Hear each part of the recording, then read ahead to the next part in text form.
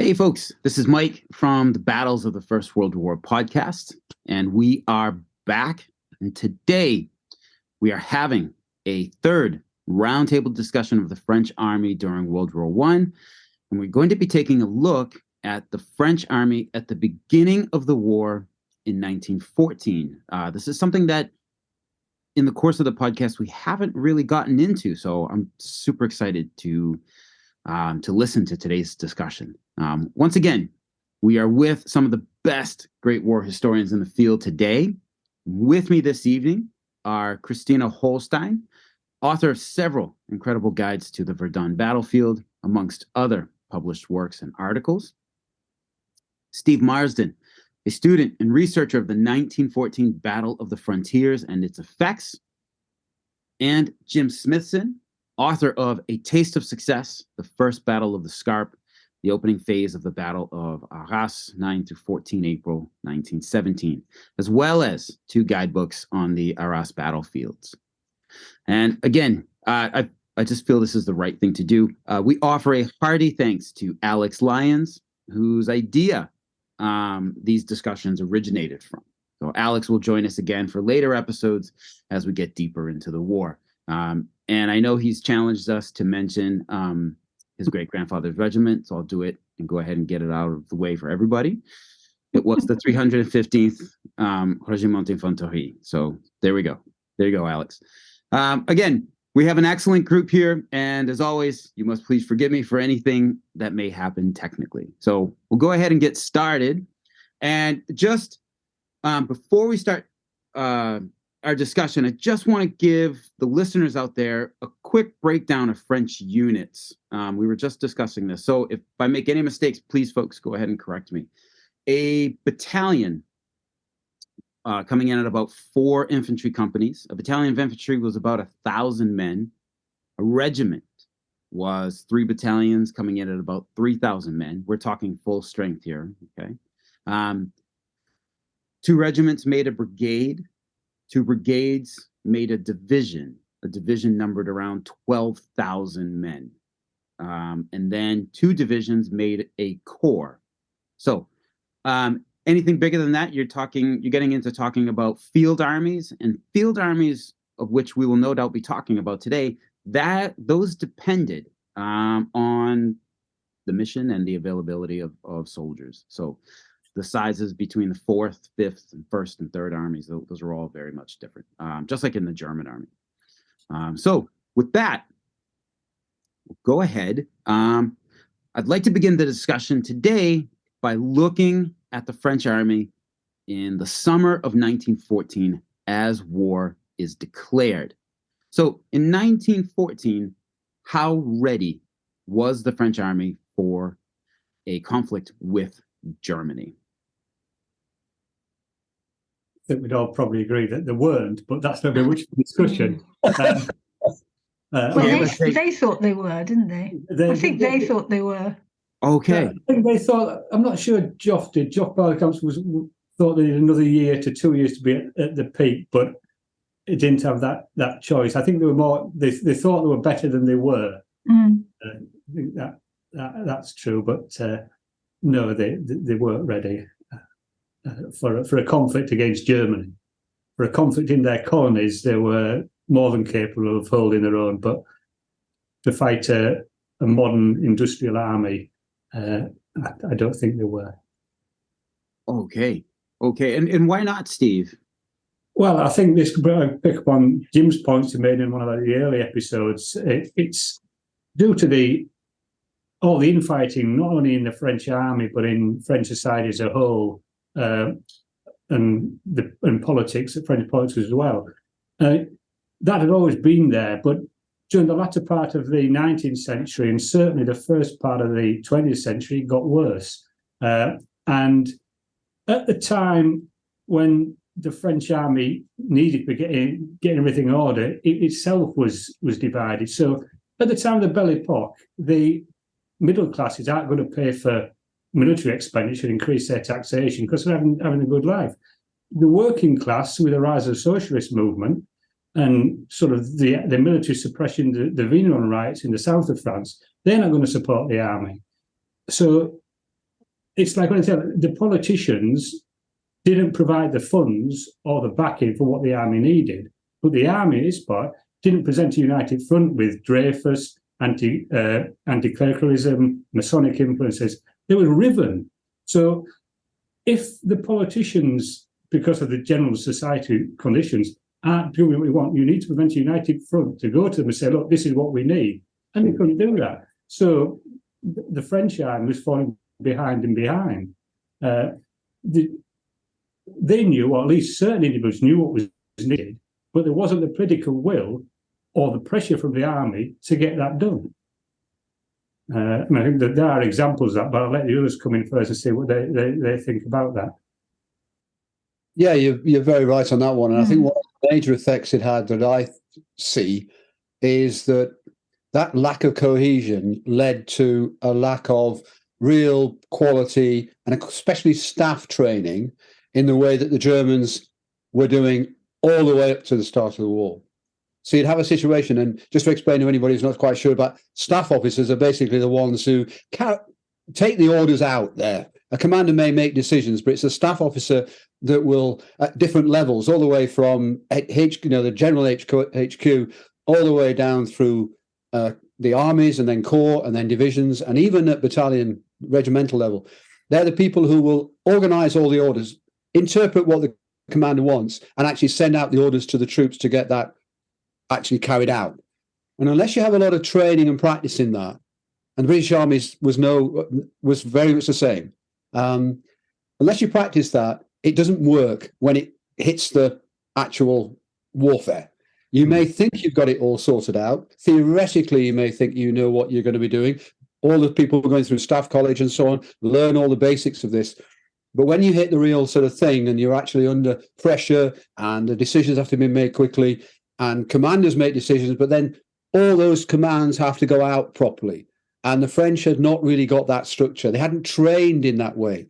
I think Steve and probably Steve and I have mentioned before, they didn't have large-scale exercises, many large-scale exercises before the war. They had not got the terrain or the infrastructure to carry out those large-scale corps level, where whole divisions would be moved around the countryside, pretending to fight each other. It doesn't matter that it all seems to be pretend.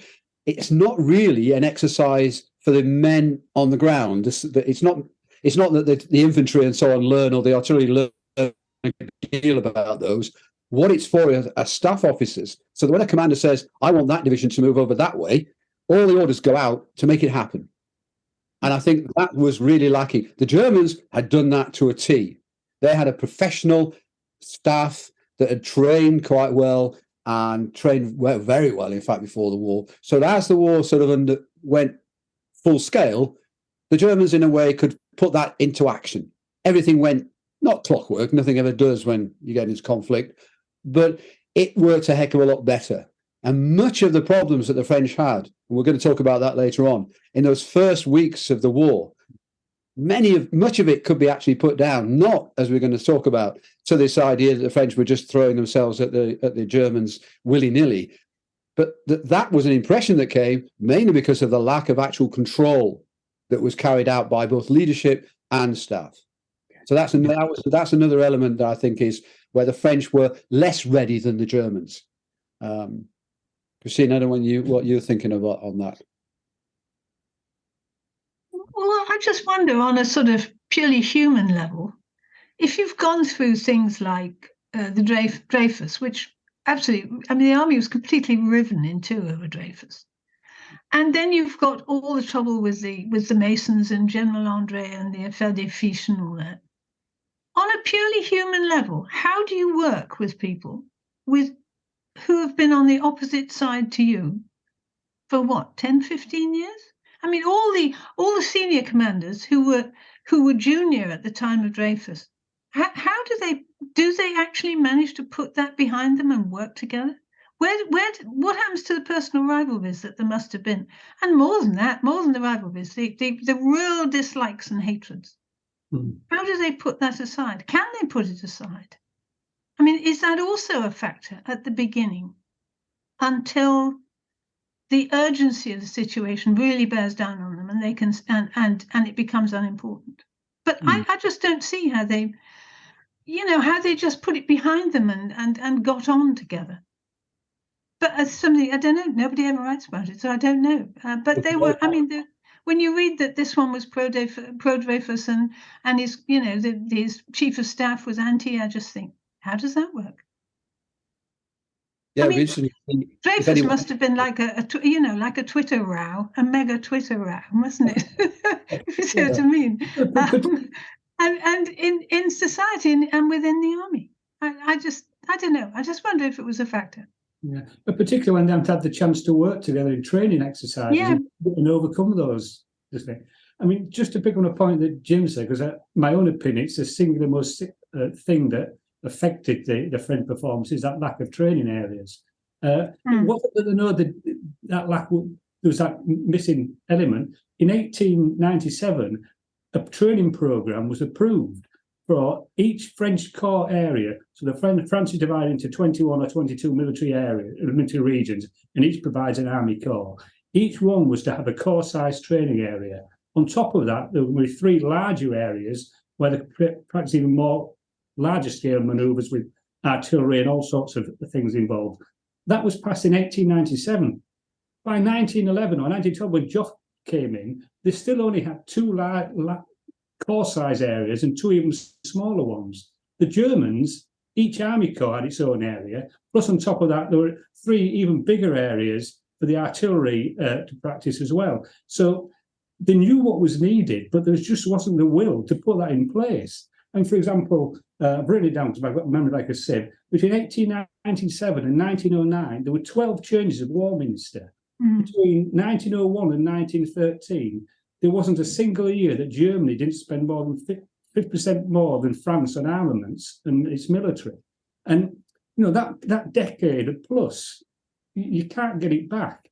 But it's not just the military's fault. I think the prime book stops at the politicians. But it's like anything else. The modern day comparisons as well. The military always wants more. The politicians always want to spend less. Until there's a conflict or a threat of a conflict, the two don't converge. So in this case, it was a Moroccan crisis, 1911, I think. And after that, bringing Joffre, he starts trying to put things in place. But by 1914, it wasn't completely in place. And Joffre may have been sort of the head guy, but he still didn't have overall control. So, for example, if he wanted a new piece of artillery, it wasn't Joffre that said, "We'll have a new piece of artillery." He may have expressed his wishes, but there was a department of artillery at the War Ministry that liaised with the artillery regiments. And it was that sort of dysfunctionality which made it very difficult. Similarly, like I think Jim touched on, some of the commanders weren't up to it.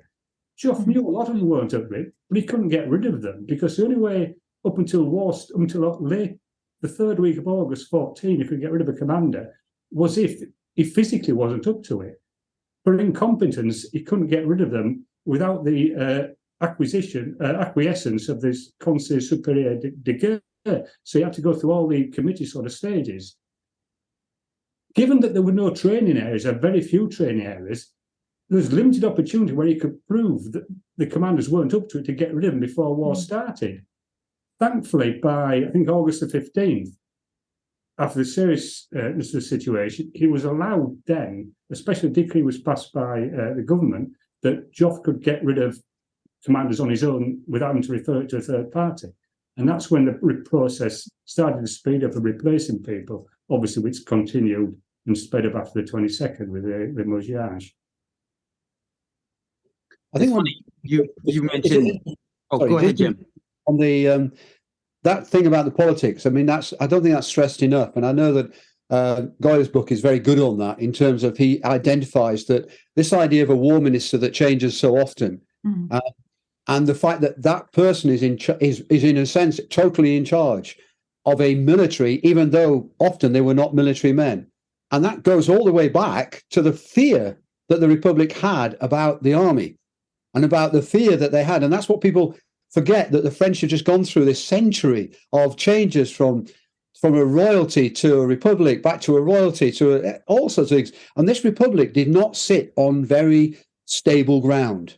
It feared an army coup, we sort of look at it and laugh about thought of an army coup, but it did not want the army to be some central, almost self-organizing body and self-working body. It wanted an overall control over it at the highest of levels, which is the Minister of War, which is fine if you've got somebody who's there who's A, military, and B, stays there for more than a year, which didn't happen. So all this lack of cohesion is why they weren't really ready. And all the things that Christina said about the fact that when you have all the infighting, you don't have this coherent body of people.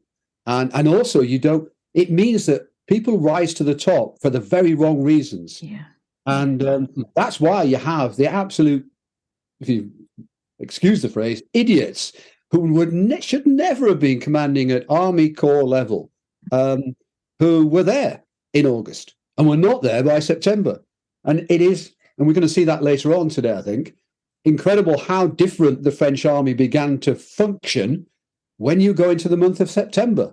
August and September are very different beasts. And a lot of that is down to the fact that people who were just simply divisional commanders or even brigade commanders suddenly found themselves at corps level or higher and at divisional level when they were brigade. The people who could do the job suddenly found themselves in powerful positions and being able to do the job. And all of a sudden, things got very much more coherent. So, yeah. I would say... I was just going to say, I think Jim's just described Britain and Europe. When you're talking about people appointed to top jobs in the military who haven't got any experience. After all, we've all seen that over the last few years. But Germany, didn't they call it an army with a country attached? Yes. Rather than a country with an army attached. Yes. I mean, Britain's always been afraid of the military either. That's why we've always had a very small standing army, and we've also always had politicians in charge, and they've always kept the military on a very tight string, and the navy. I mean, that's. There's a reason you can understand it, except that when the trouble hits the fan, then you need people who really know what they're doing, and that's when you've got the politicians in charge who may well not know at all what they're doing. And certainly, I would agree with what Jim's saying about the way things changed between August and September. But the trouble is, an awful lot of men have died by then. That's what's so shocking about August 1914, isn't it? Or this, while people are cutting their teeth, as it were, people are dying, and enormous numbers of men are dying in August 1914 on the German side as well, actually. I think it's one of the best examples of training and the importance of training. Because it's like anything, be it sport, which obviously life's not on the line, but the opening game of the season, the best trained, the best prepared team will win the opening encounter. This is the opening encounter of the war. The best trained team is going to... I would suggest that the disparity between the French and German armies was the greatest in August 14 than at any point during the war. And the results showed that. But like anything else in life, I mean, obviously Jim's from a teaching background, you learn very quickly on the job if you have to do it, particularly if your life depends on it. And as I think the point you made, Christine, one of the other previous of it, they learned on the job, and by September time, plus other things as well, they were performing a lot better. And sometimes it can be a bad thing to win the opening encounter, can't it? Because then you think, oh, right, look, we can do this, so we don't need to rethink what we're doing. I've just been reading about this completely non-battle at Noailles, near Longuyon, 24th of August, 1914. I mean, it's a place I used to drive through, so it's somewhere I like. Well, I mean, it was a battle of absolutely no importance, but this account written a year later, the general who commanded this unit says there's far too much movement as if they were on the parade ground. They should not be doing that. It looks good on the parade ground, but when you're on the battlefield, this is not the way to do it. And I thought, well, that's interesting. 3 weeks into the war, he's saying, the battalion commanders should not be maneuvering men like that. And you have to think more about what you're doing and take decisions on the spot rather than just take decisions that you learnt in training. Well, the French weren't doing that. I mean, they were just learning.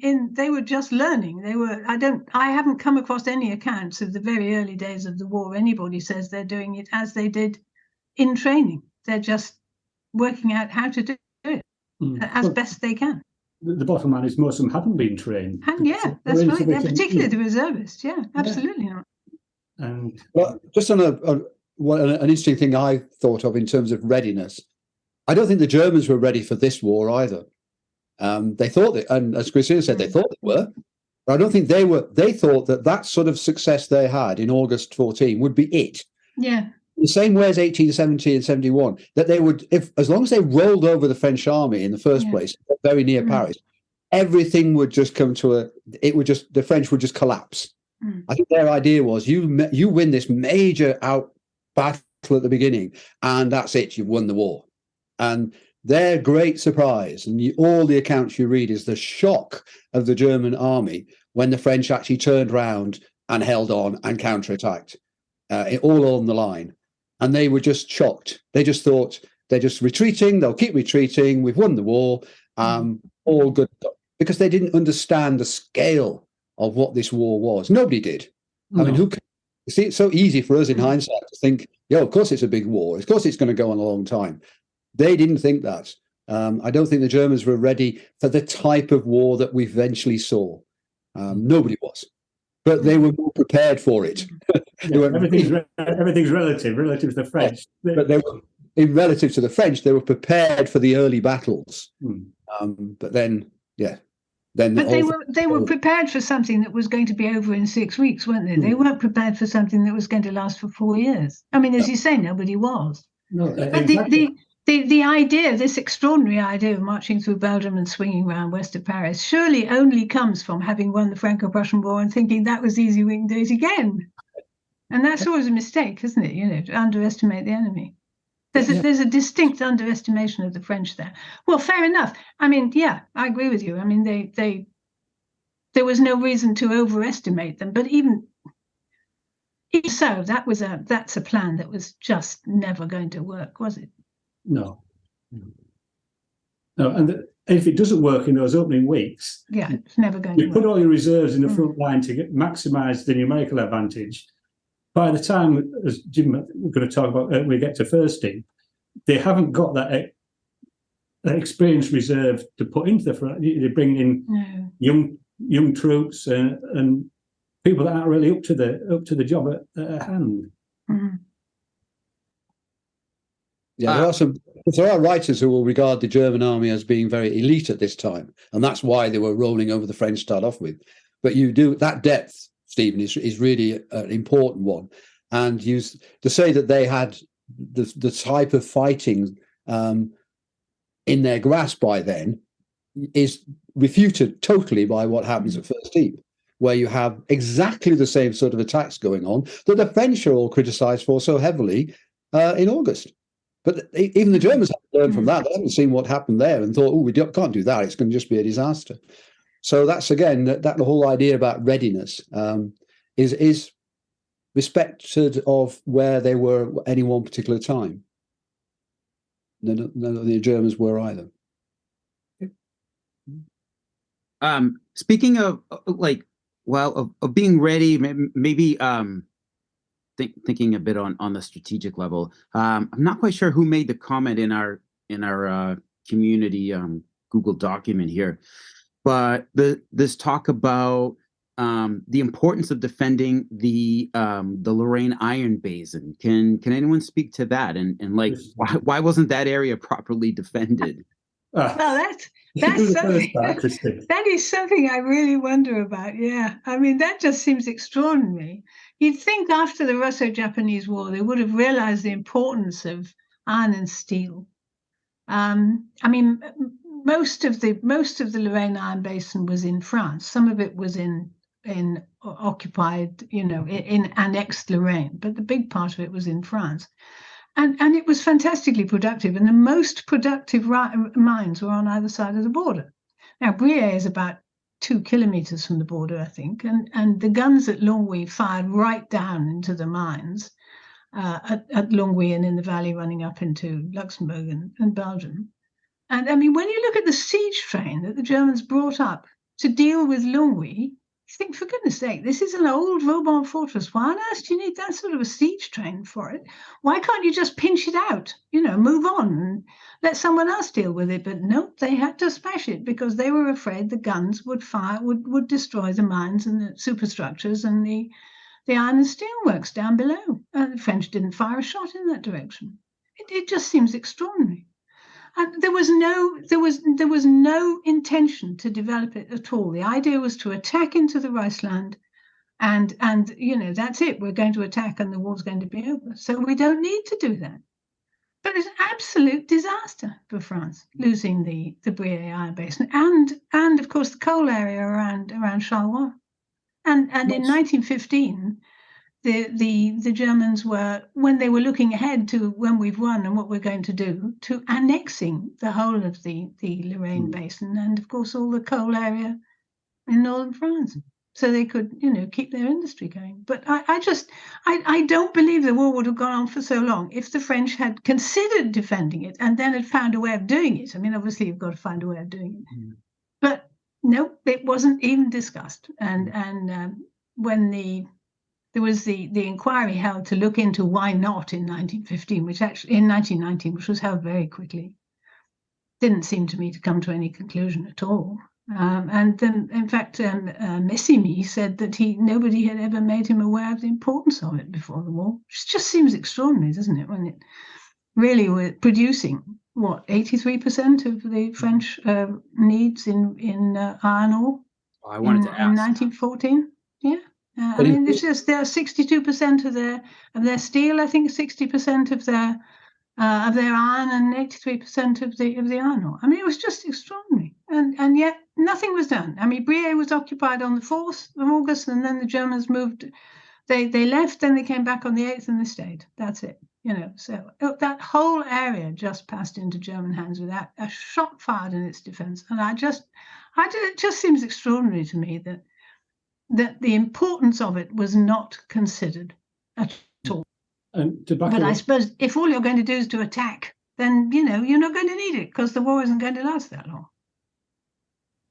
Back at what Christina said, obviously, Germany was sufficient at the beginning of the war in coal, but what it wasn't self-sufficient is iron ore.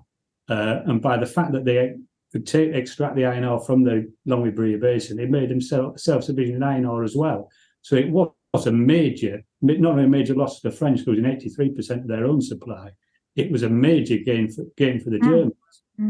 I mean, there is a bit of a conspiracy theory, or there was just after the war, which is one of the reasons for the Brie inquiry, was that had the industrialists didn't want their own mines destroying or their own factories destroying, or that, and therefore they didn't want the army to attack, so they could just go and reoccupy them straight away. But I don't think that had any real validity. But what is interesting, and Christina pointed that Messimy claiming that he didn't know that it was so important. Well, if a politician said that the last month of office, the politician should have said to the army, look, this is important to our industrial base. What are you going to do about it? Yes, it's very hard to defend, but it's on the border. You've got sitting a long way at one end, but nothing much else. But the army just never bothered, never even. All the army planning was the Meuse Heights, and that. When they were going to build the Mersian green metric between Montbéliard to Bar-le-Duc and Commercy, the army was against it time and again because they thought it might help the Germans when they advanced if they ever advanced into France. They didn't sort of say, "Oh, this is an opportunity. We'll build more a network further east so we can." Station more men at the front and resupply them better. They were always thinking away from that front. There's no sort of defensive pattern for it, or certainly no plans for attack. But that I can perhaps understand because there's the Moselle still on just to the other side of it there. Their doctrine of offensive wasn't just defending a war of movement. They didn't want to be bashing their heads against a brick wall or fortifications because they weren't geared up for it. And you can't change your doctrine overnight. But regardless of what the army think, it's the politicians that just said, look, 83% of our iron ore, we want this, you do your damnedest to make sure it doesn't fall into enemy hands. And if it does, make sure they can't get the iron ore out, destroy the mines or whatever. But there we go. But do remember that when it came to the plan of Joffre's attack, as he was going to do with all of 1st to 4th armies, his idea was that he could attack with 1st and 2nd into Lorraine, which is basically coming from the southern part of that area, and 3rd and 4th will be coming from the northern end of that. He would have pinched out all of that area. So in some respects, losing it in the first few days, and this is what Christina's right in terms of saying it's almost like the Germans thought that by just doing the Schlieffen Plan, they'd win the war. They didn't have to think on a long-term basis. There's no long-term thinking. Yeah. So anybody who mentioned the Joffre, or what about the iron ore there, he would have said, no, don't worry about that. When we've attacked from the south and the west, we basically, any Germans who have gone in there, we'll pocket. And if he was told about defending it, if he hadn't been attacking, it would have been the same sort of pocket created by the Germans.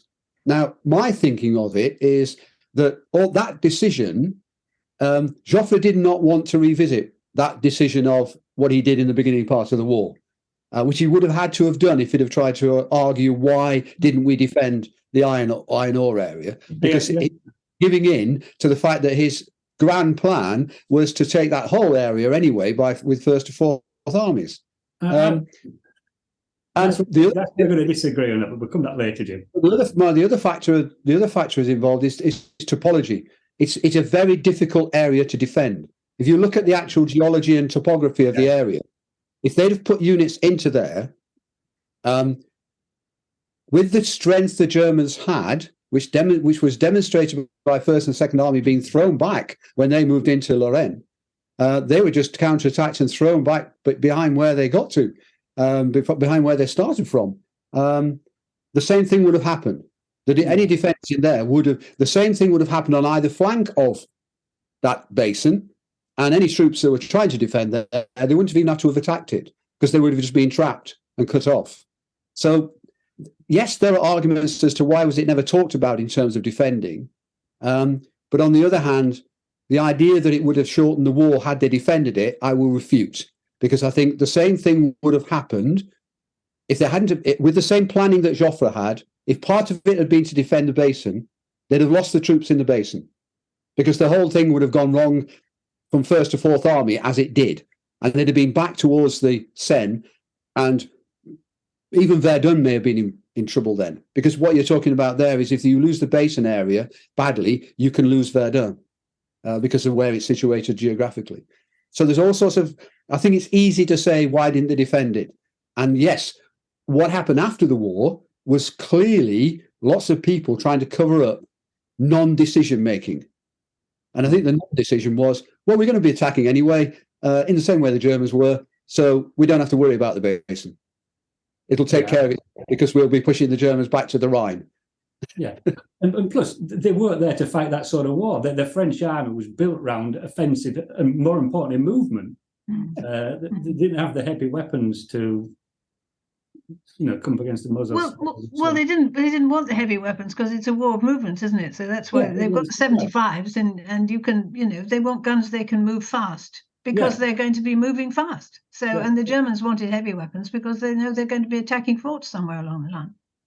But you can understand. I mean, I can see why they didn't defend it. If you're, if you're working on the assumption this is all going to be over very quickly because you're going to attack into the Reichsland and Germany and that, and you're going to push them back, and that's it. You're going to win. Fine, you don't need to. But on the other hand, what about the plan B? What about if it doesn't work? What about the industrial base then? If it doesn't work, then what do we do? The question is then, what a plan B? Well, there wasn't a plan B. But you always need a plan B, for goodness sake, always. The plan B was the man, I suppose Jock would argue, but well, not really. I mean, he didn't plan on the man, did he? No, well, he didn't plan. This is the point we come to the jet. Joff didn't have a set plan. This is what was going to happen. He looked for an opportunity to hit the Germans where he thought the weakest point, which is where he moved 4th Army, particularly north through the mountain. We're going to come on this in a minute too. But he was after the war of Verdun. All he wanted to do was give his generals his army commanders the best chance to utilise the strength of the French, even though he wasn't aware of the full size of the German army. He knew even without all the extra reserves, there were a bigger fighting formation than his own army. So he needed to give what he thought, create a a scenario where his army commanders would at least have a reasonable chance of inflicting sufficient damage on the Germans to disrupt their advance.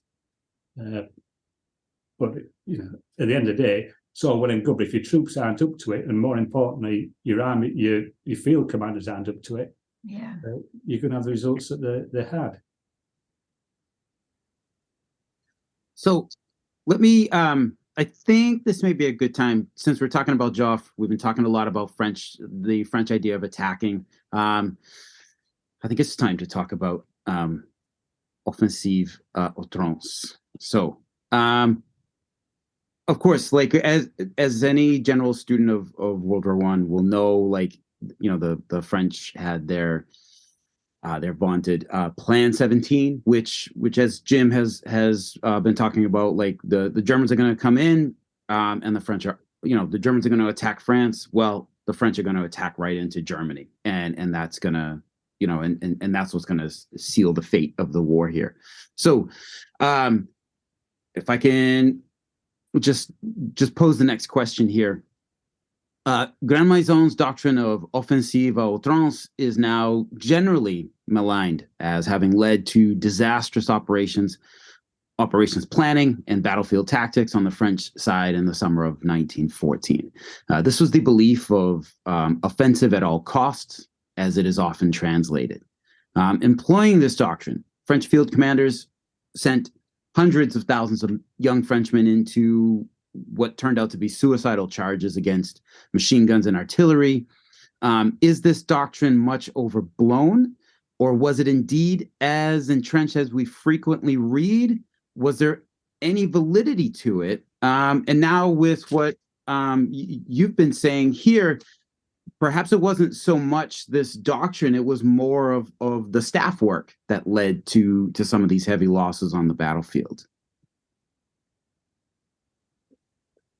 I'm handing over to Stephen here because his knowledge of that area and those first opening days is far better than mine. My knowledge is primarily centered on the French Third and Fourth Army in the Ardennes, sort of Battle of the Ardennes, it's called, part of the Battle of the Frontiers. And the vast majority of those were encounter battles.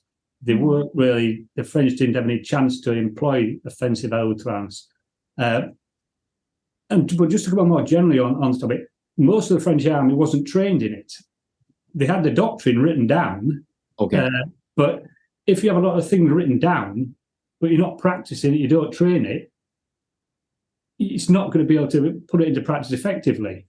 What you did have a lot of was an offensive spirit, which is a shorthand approach that, well, we'll just have a quick glance through the textbook, that's it. Oh, there's the enemy charge. And that's what sort of the typical easy viewpoint is, but it's not giving the French officers sufficient respect, I don't think, because they don't go to Sancy or the École Supérieure de Technique, it's called, and spend several years studying warfare to think, oh, it's just somebody, you put on your white gloves and you charge. Okay. There's more. The fact is they weren't trained sufficiently with the men in the field to put it into practice properly. You read a lot about, oh, yes, that I mentioned about the white gloves. In the Third and Fourth Army field, if you work up the number of army corps in those two armies and break it back down to company level, there were approximately just over 1,000 companies in action. And each one of those are in charge. So there are only 3 documented occasions where that happened, where the Syrian officers put on the white gloves in charge. That's less than 1%. What did happen was there were a lot of unsupported infantry charges without adequate artillery support or machine gun support, which is actually, if you read the French doctrine and tactics at the time, that was what they were supposed to do, but they hadn't practiced it. So they didn't know how to do it properly in a lot of cases. Those that had experience in the wrong sort of war, if you find the expression, in fighting the colonial wars. When you come against another industrialized country, it's slightly different. If you get it wrong, you pay with your life because they've got the weaponry and the tactics, and as Jim said, they're better trained at the outset to inflict that damage. the Battle of Montjean on the 10th of August, basically the French claimed it as a victory, but at the end of the day, the 124th Regiment, I think 120, came off very badly. Sorry, 130th, my apologies.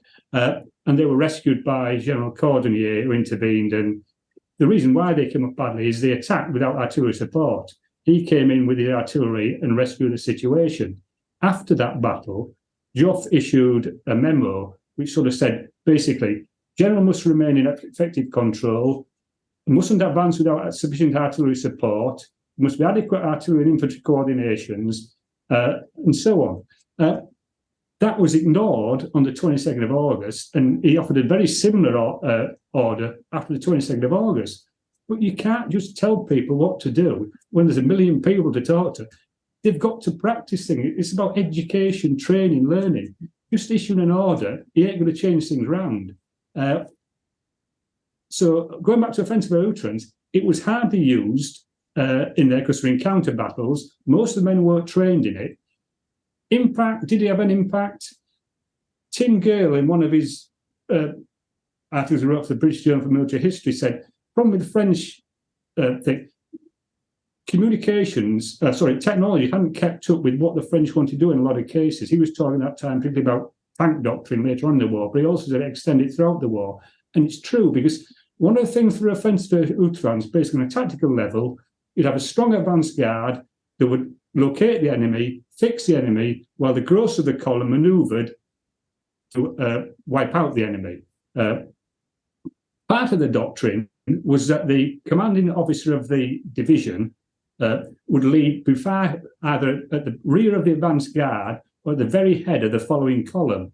So, because of the terrain of the Ardennes, in Epes, for example, and also to a certain extent at Rossignol, the general commanding division got cut off in the village itself and couldn't get one of the brigades he lost touch with. At Rossignol, same thing happened. He was stuck in Rossignol, where the divisional column extended all the way back several miles past Saint-Vincent and over the hill. They didn't have the technology at that time to communicate adequately. If they'd had field radio, I mean, it's a hypothetical thing, if they had field radios, things like that, it'd been a different story completely. But in several cases, the general command of the division lost control of the division. And that's what I would say, in my opinion, is the only real effective offensive outrance in the various encounters in the Battle of the Ardennes. Yeah, I think when you look at First and Second Army, their advances in the earlier part, before August 22nd, I mean, they're quite successful. They do advance. Yes, the Germans of Sixth Army and so on, German Sixth Army, are told they're supposed to retreat. And that's the strategic type of idea, because they're retreating in a way to create a trap for First and Second Army to walk into. So yes, they're advancing against an enemy that's in a way wanted to do. But there are not the same sort of examples, because it wasn't so much an encounter battle there. It wasn't the same thing as happening as Stephen. And that shows that at that particular stage, there was no real doctrine that was going wrong. I think what was going wrong, and I think it happened with the encounter battles as well, is that nobody really talked to each other. And how much that goes back, Christine, to whether these people actually didn't like each other. Yes. One divisional commander next to another divisional commander, they didn't talk to each other about what they're both doing because they didn't like each other or whatever it could have been. But whatever the reasons were, the armies became, even at the army level, they became separated. First and Second Army, the orders were a little bit then wrongly interpreted, which meant the two armies ended up heading in two different directions, which split the army, opened up the idea of where the Germans could counterattack. And as soon as the Ruprecht got permission to counterattack the Sixth Army, he did so, and the whole thing started to unravel for First and Second Army. But it didn't unravel because of any particular poor performance by the soldiers, or even down at a lower level in terms of them rushing at some attack or whatever. And in fact, when we talk about the battles later on, we'll talk about one particular situation where, because the local commanders were good and because they sorted out the situation, they actually trapped Ruprecht and threw him back. So I think it's overblown. I think what we're looking at here, I think everyone's basically saying the same thing, that this whole idea is, oh yeah, the French had no idea what they were doing. They just thought if you just attacked, the theory was there. And the theory is just reinforced as over the fact that the artillery support, don't attack them without artillery support. But the competence of the commanders in the field just was not good enough. There was not all the time, but many of the ones. They didn't say, whoa, don't attack yet. The artillery's not up yet. We need to find support with the artillery. We need to attack with artillery first. There is then the problem that, and it really goes back to readiness of the war as well, is that doctrine idea about using the artillery fails a little bit with the 75 against German longer range, heavier guns. Because the idea is that the 75s take out some of the German batteries. But that's in almost the old-fashioned Napoleonic style, is that you bring your 75s up and they overwhelm the German artillery. The problem was the German artillery wasn't there to see, because it was behind the hills somewhere, and they didn't know it was there. And that's to do with reconnaissance. And the whole structure, it's staff work. It's reconnaissance. Where's your enemy? Where are they? The whole thing went wrong from that point of view, all the way through those, 5 armies, really, with Lanzerac's 5th Army as well. So it's I'm fully with Stephen there. It's not really anything to do with any doctrine that was supposed to be faulty. It was just a lot to do with other things, other factors, for me. I think it's a hangover from Napoleon anyway, isn't it? This idea of French fury. Yeah. And it's one of the things that countries can sort of pat themselves on the back and say, oh, yes, but, we are the French and we do this. And it doesn't work once you've got machine guns facing you. So the commanders there were commanders who understood that. And I suppose there were those who didn't, or who thought that, French morale would overcome them. And that was a lesson they learned very soon, that it didn't. I mean, for obvious reasons.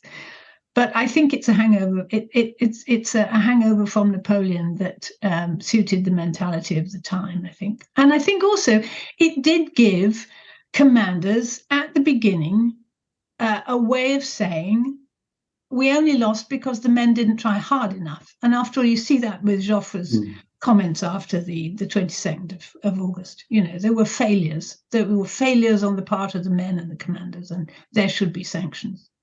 Well, there were failures, but not failures on the part of the men. There were certainly failures on the part of the commanders. But I think this idea of if you say the all-out attack is what we have to do, and then it doesn't work, you can blame it on the men for not having attacked in an all-out manner. And I think they learned very quickly that was not going to work. Interesting comparison with the Napoleonic Wars, because that is what started to go wrong there for the French, in that they won so many battles by attacking a line with a column with just a simple élan. And it worked because the line broke. Yeah. But the moment they were against troops who, in that particular case, had also had a secret weapon in the fact they could fire very well with their muskets, it broke up the column, and they didn't have the strength of the troops. Yeah, and it is a hang-up for that. Almost an analogy to the Napoleonic Wars and the changes of fighting there. It's sort of. I'm sorry, Steve. Sorry, no, I was just. I think it's one of these sort of pride things, that countries, and we do it as well in Britain after all, don't we? We pat ourselves on the back. Like today was a coronation and say, aren't we brilliant at it? We do this pageantry better than anyone else in the world. No one else tries. It's very easy to be number one when no one else is doing it. But we like to pat ourselves on the back with that. And I think certainly if you go back to the start of the war, there were French commanders and certainly politicians, I'm sure, patting themselves on the back, saying, "Oh well, this is la furie française, and we do this better than everyone else, and it's the Napoleonic spirit, and we'll show those Germans, we'll push them back into Germany." And then it doesn't work. Steve, you were going to mention something? Just about the musket fire. Come back to training. One of the things about it was pure and simply musketry fire Christina mentioned about the reasons they gave that men weren't. The other thing was the Germans were all dug in. They weren't. I say it's an encounter battle, but each German soldier had a spade. Each French soldier didn't have a spade. There's only so many per squad. A German soldier could dig a slit hole very quickly just to give them some cover. And they were better trained shots. And if you speak to anybody who's a student instructor, if you're untrained and you fire a rifle, you'll pull the gun up like that and you'll fire high. The French complained that the Germans were all dug in because they kept missing them. And the reason they're missing them was they were firing too high. It wasn't necessarily the dug in, it was a mixture of the foxholes and that. The Germans, on the other hand, were catching that. There was a study done of some of the corpses exhumed on the Verdun battlefield near Bellefontaine, and of where the bullet holes were. And the Germans that had been killed were all head wounds. There weren't that many of them. The French were all chest wounds, chest and stomach wounds, which just helps illustrate the fact that the Germans are firing much lower and better aiming. And even as far as September, that is still going on because General Rock, not the one who became the war minister, the one that got killed the day after, commented with that, my men are still firing too high. That all comes down to training and practice. So, yeah, just commenting on that. So, what are some notable engagements or battles where the French performed fairly well? Where are we? I mean, I just mentioned when we're talking about the first and second armies, the fact that if you had the right men in the right place, even before August 20, I can't remember the date of the. It's got various names, but I think I've got to read it because I always forget what it's and I can't pronounce it that well either. The Trouet de Charme. Mm-hmm. Basically, Ruprecht and the Sixth Army were advancing into the area of Second Army, and Second Army was commanded by Castelnau. There you are, Alexandra. You wanted to mention, who probably of all the army commanders at that point was probably the best of them. And he was able to see that the Germans were actually putting themselves into a bit of a noose. The other thing he had a number of top other very able commanders there. One of his corps commanders was somebody called Foch, and another one of them was Fayolle. So he had future army and even army group and even chief of commander-in-chief type level people there. And he was able to, without going into massive detail, create a situation where he allowed some of Ruprecht's Sixth Army to advance. He still had power on the flanks, and he actually was able to attack on both flanks and gave Ruprecht basically such a scare that it hurled Sixth Army back. So that's an example in the early part of the war. It didn't change the overall strategic situation in that First and Second Army ended up having to retreat, but that stopped that possible impetus, which might have been even more dangerous. Because if Ruprecht and the whole of the armies in the southern part of the battles, because we're talking about almost down into Lorraine and the Alsace and so on. And right. The Germans one of the German ideas was to advance through where the French had attacked, through the Lorraine area, and then actually pin French forces against the Vosges, the mountains, so that they were trapped. And if they had been able to succeed in doing that, then with all of what was going on in the north anyway, the French might well have been in real serious trouble. But it didn't happen, because First and Second Army actually managed to pull themselves together and fight that. So that's one example I have of where the Germans were not all powerful and where the French knew exactly how to coordinate. That was one of the first things they did, which they hadn't done before. But it needed those command levels. It needed people to actually show their level of command.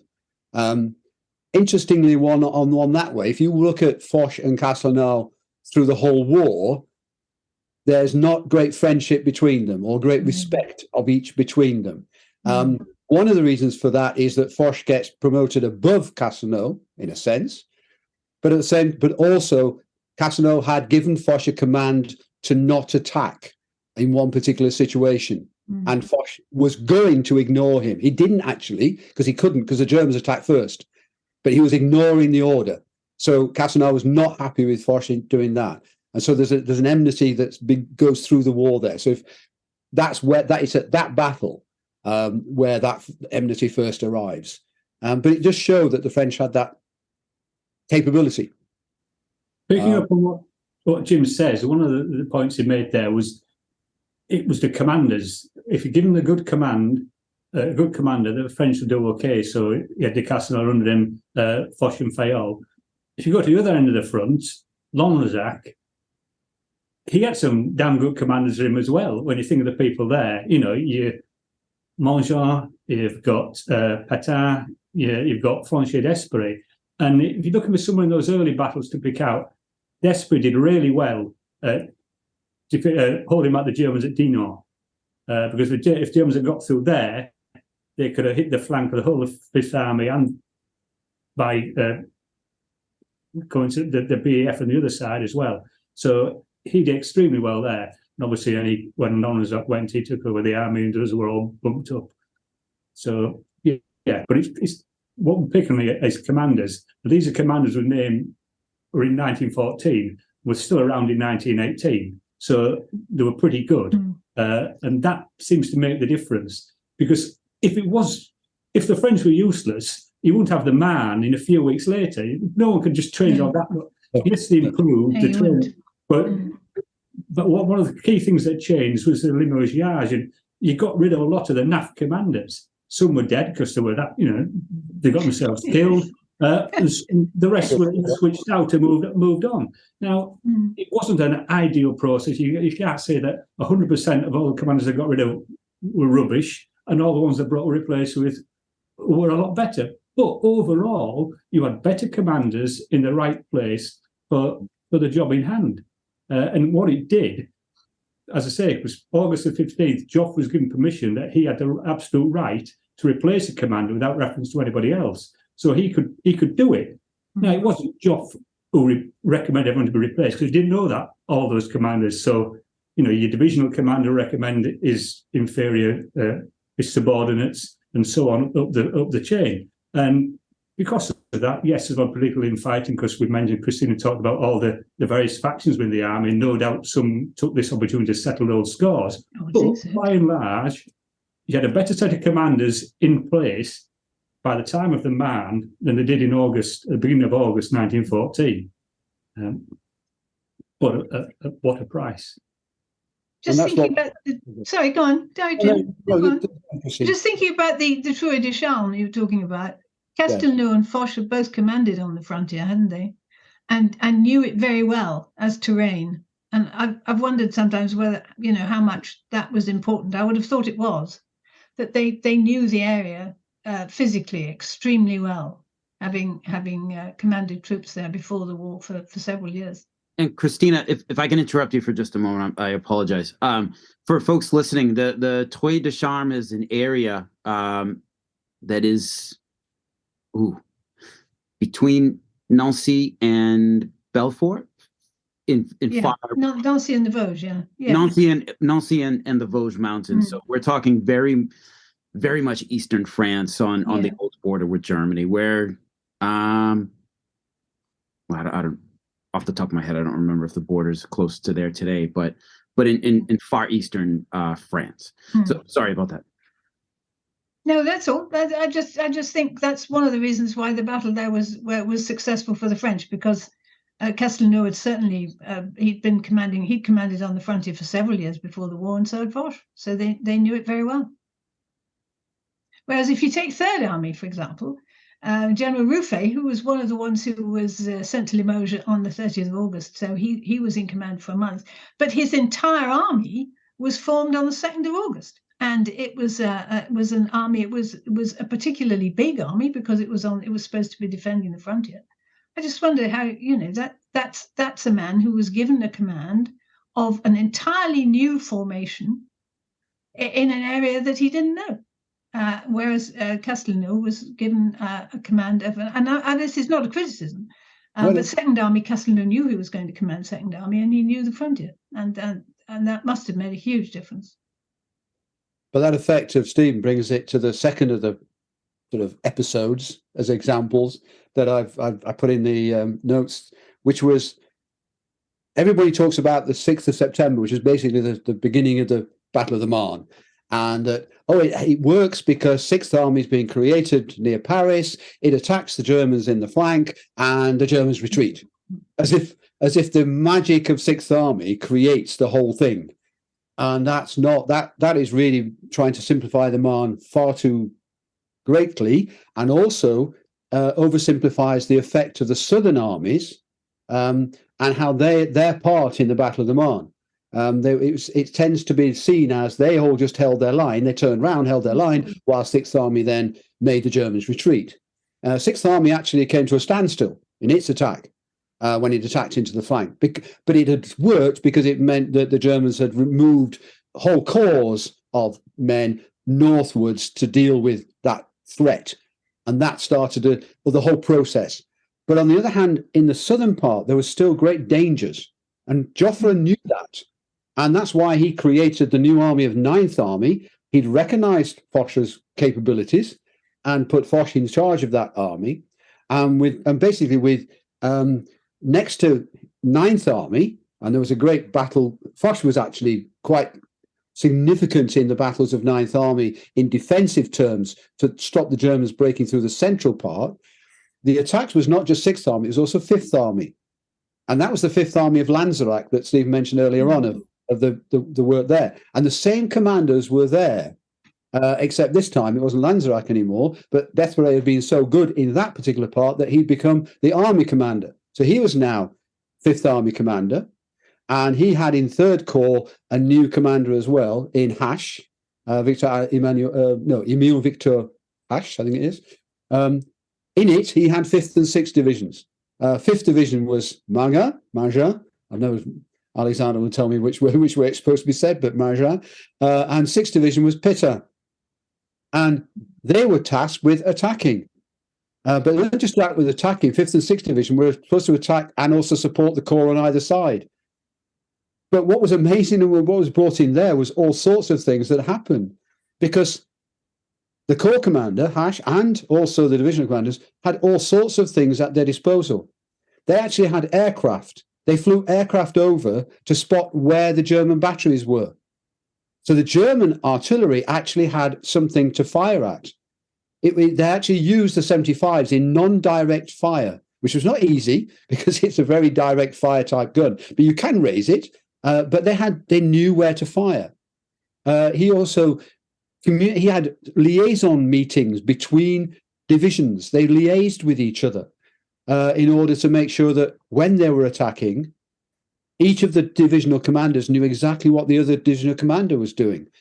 Now, you can't say it's anything to do with the divisional commanders, sort of what they were. You can't have such different divisional commanders as Marga and Pétain.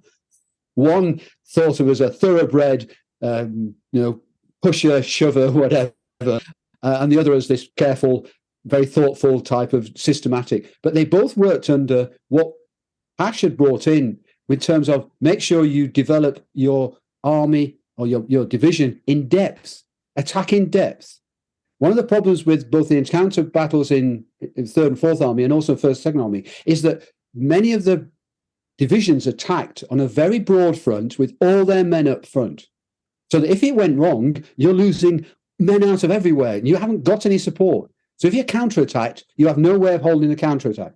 So when the Germans counterattacked 1st and 2nd Army, there was no reserves of any of the divisions that were attacked to counter that. They were all in the front lines, all being quite heavily, with heavy casualties because of the fighting that had happened.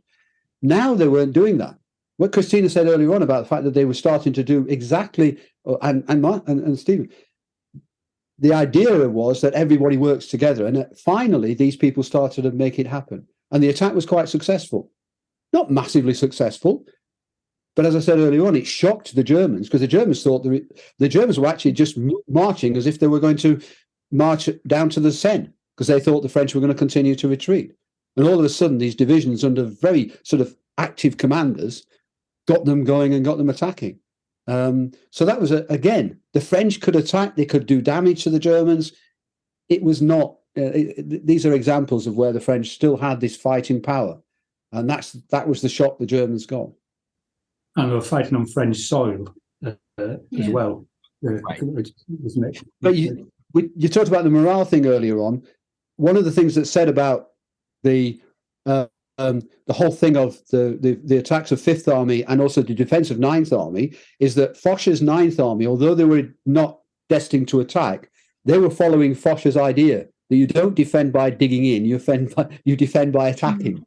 That shocked the Germans, but also morale rose in all of the French armies because all that they were, and you're right, Stephen, they were starting to fight for their motherland. They weren't just retreating, they weren't just under defeat, they were starting to fight back. So we forget how important morale is in armies. Quick another point that Jim mentioned about the artillery cooperation with the Air Force. This is September the 6th, second week of September. The third week of August, that didn't exist. The Germans had it because there are incidents of German planes flying over and dropping coloured flares to direct their artillery on indirect fire. The French didn't have that in August, but by September they did. It just shows the pace of change and the pace that you learn when, as I say, your life depends on it. And gradually, that disparity between the French trained army and the German trained army is narrowing as they learn on the job. And that's an important factor in the victory at the Marne. Plus, as Jim says, better commanders to lead those troops in battle. Because interestingly, it's another individual who comes in who actually gets hold of the aircraft to do that. And it's the artillery commander of Third Corps, who happens to be STN. And the smiles around the table there is he's the man who brought tanks into the French army later on in the war. So in other words, you have these thinkers, you have these men who have experienced those first weeks of the war and are willing to think about it, not just blame everybody for it going wrong, but think, this has gone wrong, what can we do better? And that's almost the business model of, what's gone wrong, what can we do better? And these are the people. Sorry, go on.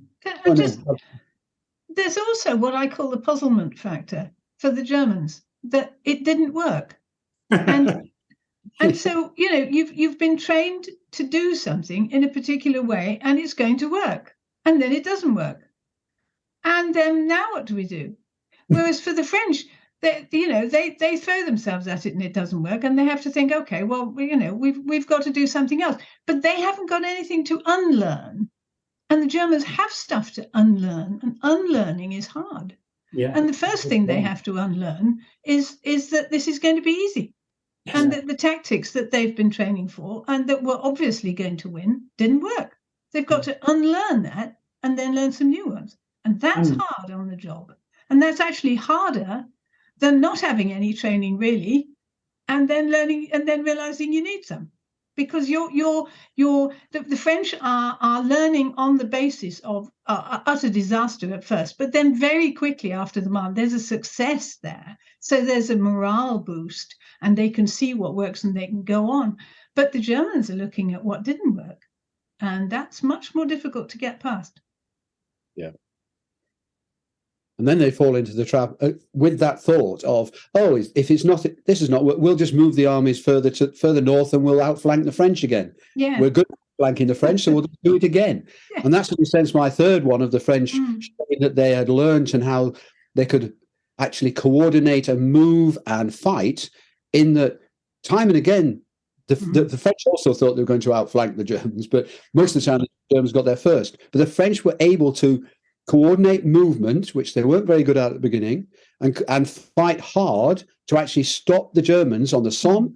They stopped them at Arras. We're into October now, and then finally they obviously the British are involved, but it's the French, the Belgians, and it's a combined force that stops them at Ypres, stops them in Belgium. But it's always it's interesting when you read history. You have the Marne. And then usually in 2 or 3 sentences, plus sometimes only one sentence, it's sort of, there's then a race to the sea. And then it's first Ypres. It's almost as if, and it's an Anglo-centric thing, nothing happens between the end of stagnation on the Marne when the Germans dig in on the end, and Ypres, as if everybody just sort of like shuffles upwards and nothing happens in between. But there's some desperate fighting going on the Somme. That they would have driven through the Somme in the same way they did in 1918. The Germans, if the French had to stop them, they'd have taken Arras. If it had not been for the fighting qualities of some units that were just thrown together. The Division Barbot was just a thrown together division, and there was one other division up there to try and stop the Germans. If the Germans had been as efficient as they thought they were, they should have rolled over those makeshift units, and they didn't. Which again shows that the Germans just thought they could just roll over anything that was in their path. And they found they couldn't in all of that so-called race to the sea, including First Ypres, as we talked about. Well, when they found they couldn't, they're a long way from home, literally. So they extended supply lines, reserves, mutation. The French are fighting on interior lines. Yeah, I was just going to say that. Yeah, they've got a commander it's much easier, isn't it? A commander-in-chief who's as an engineer who understands railways, understands movement, and things like that. Once that initial plan had failed, it was going to be a long war. Because there's no way the French were going to give in whilst the Germans were on their soil. So, yeah. The Schlieffen people, well, some people still think the Schlieffen plan was a brilliant plan, just badly executed. It wasn't a plan for the 20th century, that sort of warfare. It wasn't going to succeed with that great leap curve around northern Belgium. It was just too long a stretch. But it's also based on an assumption that the French are going to collapse, isn't it? So it's clearly something that grew out of the Franco-Prussian War, and the French collapse in 6 weeks. Well, I mean, they don't quite, because fighting goes on for the next into the next year. But the king abdicated after 6 weeks, the Emperor Napoleon III. So it's very easy to look at that and say, oh well, look at that, that's brilliant. We can do this again, and we'll get the same result. And that's always a disaster when people act on an assumption that something's going to happen and base a plan on the assumption. That's always a recipe for disaster. I forget where I read it, but it's I'm thinking of the Arab-Israeli wars. Like the Israelis were very successful in 1967, and so they thought, like everybody trains for the last war, and so when like the various Arab armies launched their surprise attack, I believe it was in 1973, the Israelis were caught very much off guard because the enemy had they had learned their lessons and they had adapted, and whereas like the victors kind of rested like, well, I'm sure we're going to fight the same war next time. And then they're no good. The enemy's no good. I mean, it's based on that. I mean, it's like Putin going into Ukraine, isn't it? Yes. The assumption is it'll collapse in 3 days, and then if it doesn't, what do you do then? Yes, and I'm sorry I can't help resist, but I think we're on day 450 of our 3-day special military operation. So you need to check that ego there, guy. But Christina, it's actually just one more Ukraine comment. Like it's so in the previous episode, you made a comparison of Ukraine to France in World War I, like desperately trying whatever would work, like new technology, new tactics, new ideas, and I very much now when I look at the news, I follow that conflict.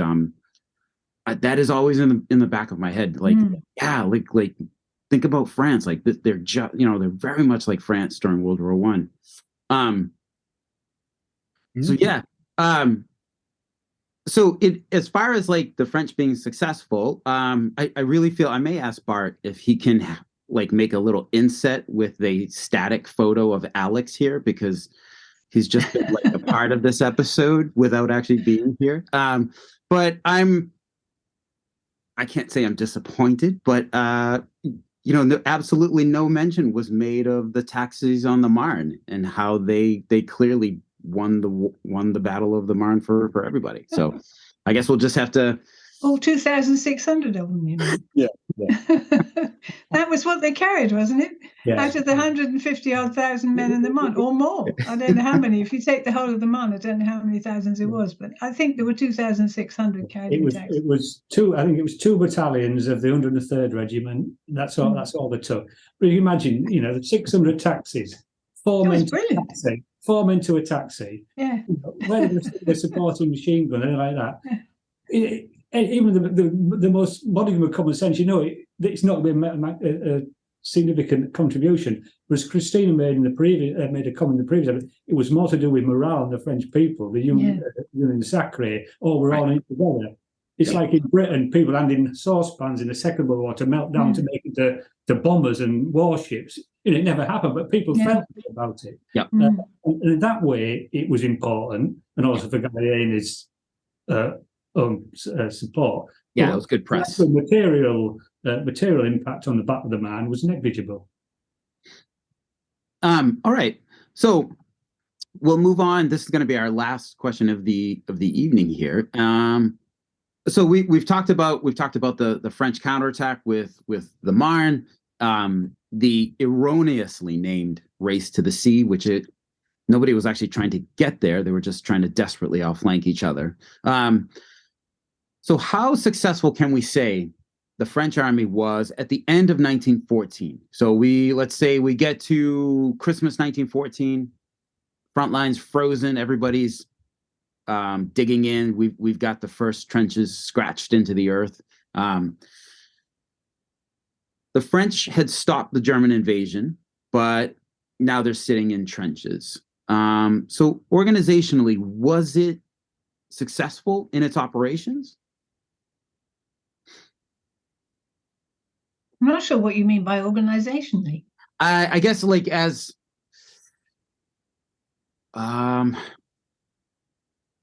let's see if I can understand what I mean by this question. I apologize. So I think like as an army, as an organization, had the French army done what it was supposed to do, seeing that they had stopped the German invasion, but of course the war is still ongoing.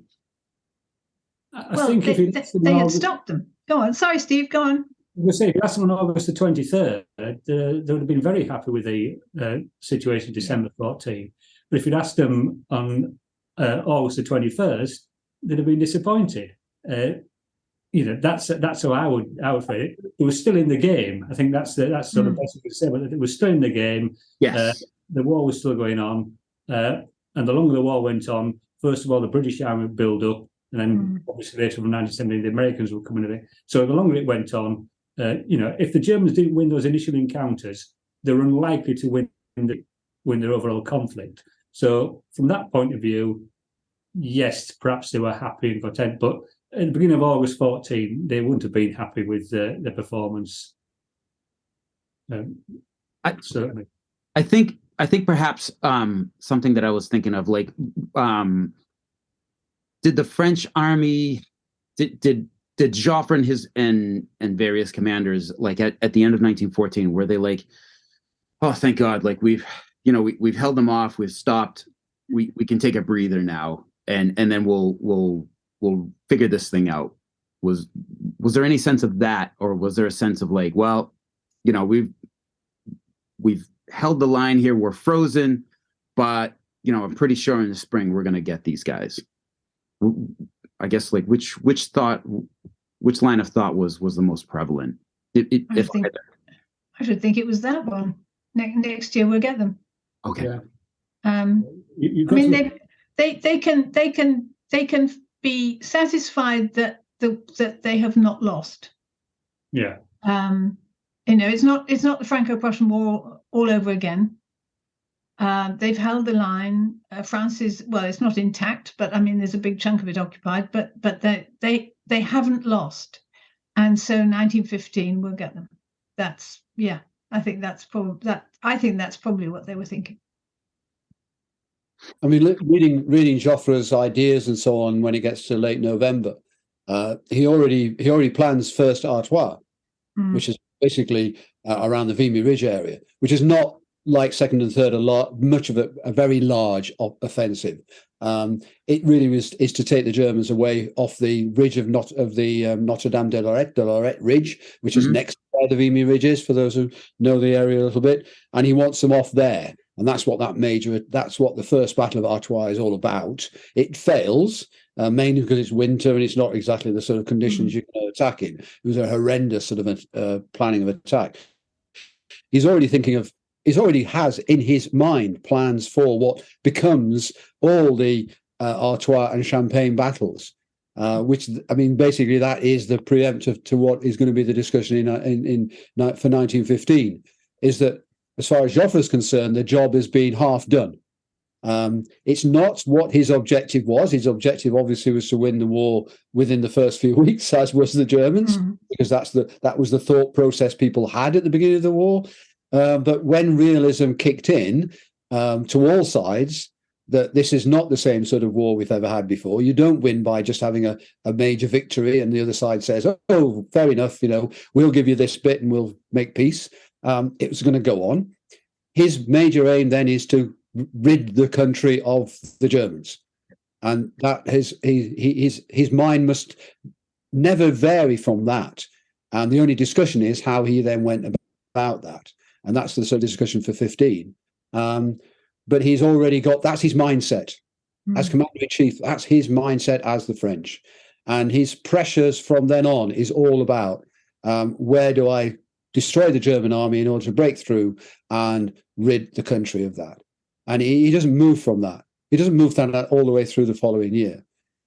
So that is in his mindset. And he by then, as Steve said earlier on, the whole emphasis moved away from the political control to Joffre's control, very much so, including the other elements of the war when it goes away from the Western Front. He is very much more in charge, and it's up to him when things are going to happen. Nobody tends to argue against that. So the so-called miracle on the Marne, which wasn't a miracle at all, it was just a bit of good hard fighting by the French, but it did give him that reputation that led him into 1915.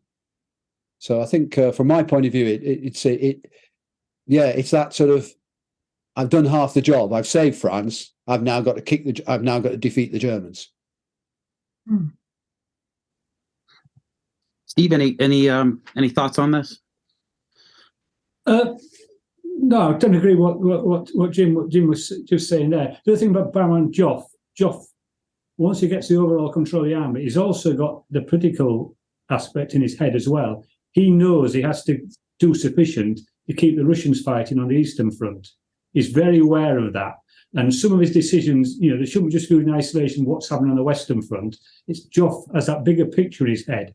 He's carrying a lot of responsibility, and people sometimes forget that when he makes some of the decisions to attack, when perhaps he could have held back a bit, he is trying to keep the Russians on board all the time, because without them, he knows that the game is going to be up or very difficult, so to say. Yes, right. Thank you. Yeah. Right, and they would have known of the disaster at Tannenberg and the Masurian Lakes and everything by December. Yeah. All right.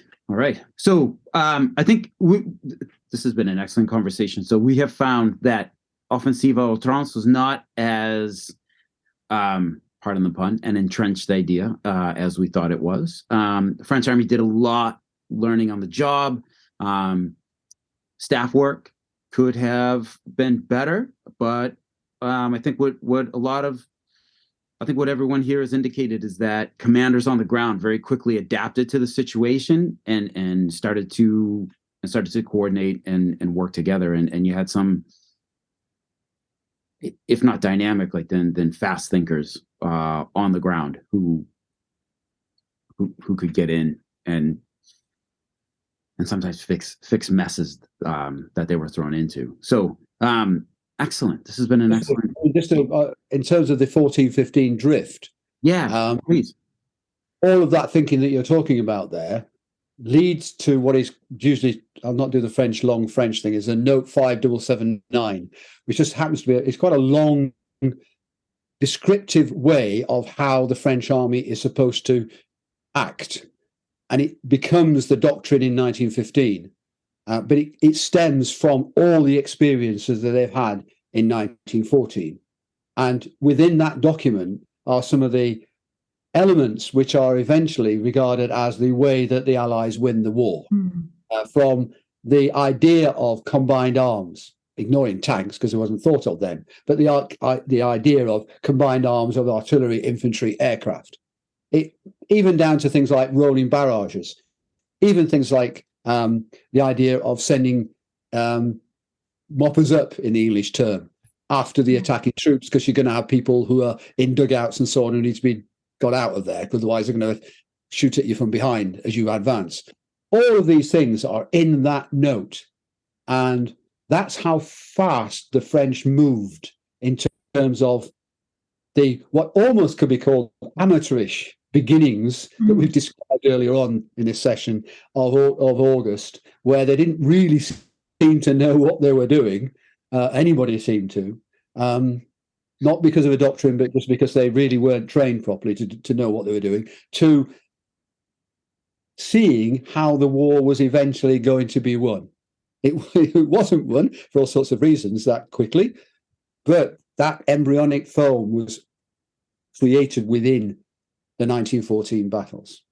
And I think that's if you want to leave a sort of French, what's the French 1914 legacy for the war?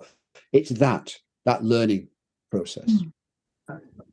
And that implies a self-confidence, doesn't it? That they can see that they're learning and that things work. And that document you're referring to came out in June, I think, didn't it? 1915. Oh no, much earlier. Much earlier. Did it? It was already being used at Second Artois. It was okay. As early as that. No, I didn't realise that. I came across it with a date of June 1915, so I didn't know it had come out before that.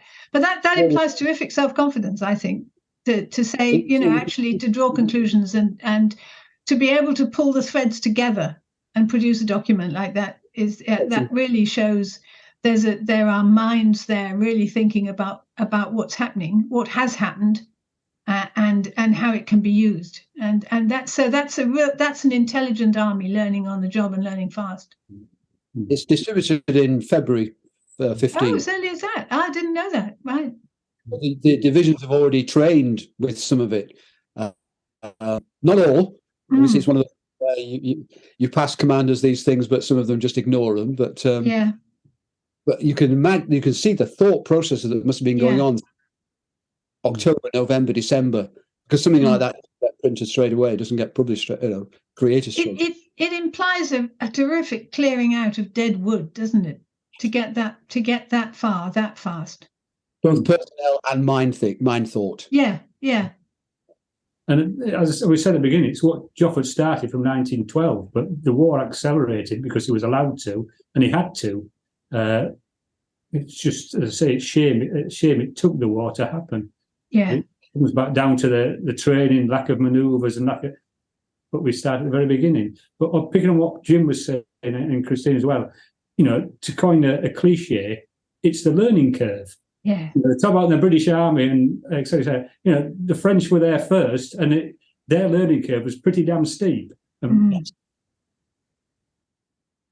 Excellent. Jim, just as what's the name of that note again? What was the title? 579. Oh, what's the French name for it? I've forgotten it. It's basically instructions it's in the instructions in the I'd have to look it up. I'm not quite sure what if you look at 5779, it will have the full French name for it. Perfect. And English, which I've also forgotten. 5779, you got it. Excellent. Well, folks, oh my God, this has been as always a fascinating conversation. I've been taking notes. I have so much more to dig into now, going back to pre-war stuff and a lot of these early battles. So excellent.